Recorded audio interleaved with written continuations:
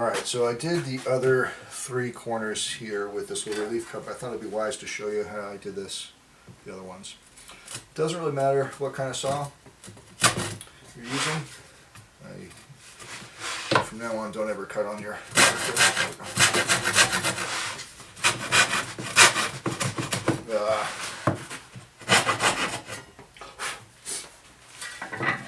Alright, wheels on the router table do not make for good cutting. Alright, so I've made a little relief cut here. It's at an angle here, but I just need to relieve some of that tension. Okay, so I'm ready with that, ready with this. I always like to set these up in the orientation that I need to cut or route. The last thing that I want to mention is I'm doing all of my joinery before I start introducing shapes or curves or angles. So that goes for dovetails. It also goes for this groove that we're about to cut.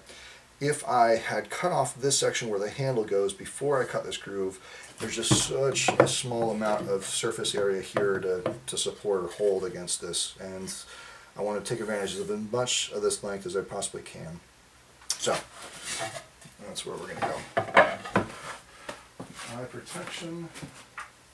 Alright, so a couple things to watch for while I'm doing this. Hopefully you'll be able to see this. Alright, stops are set, fence is set, locking this thing in, dropping this down, and then slowly rocking this back and forth. I always have to have this tight against the fence. If I don't, it's going to come away and it's going to start to fight me. It's going to bounce around a bit.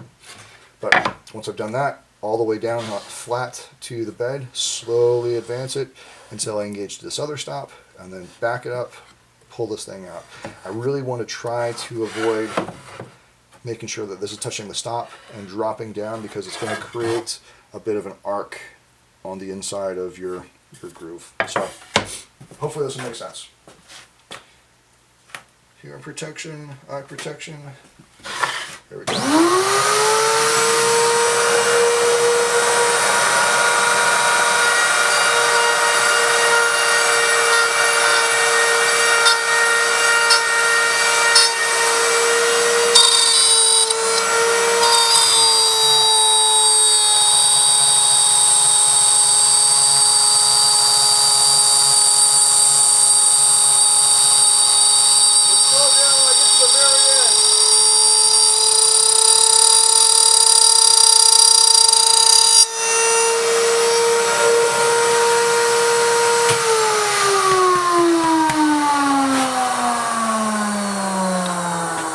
So we have a groove. You can see my starting line, the ending line. I'm pretty pleased with all of this. Most importantly, no blowing out here, which is great. Alright, unfortunately, I can't just flip this board around, the same one we just cut, and then drop this down.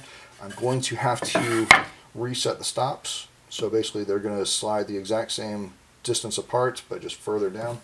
What I will be able to do, however, is do the same edge on the opposite board. I'll drop this down, do the same thing, then I'll flip this around, and then I'll have all the grooves cut that I need. Okay, hopefully that was helpful. Looking forward to seeing your projects. Thanks.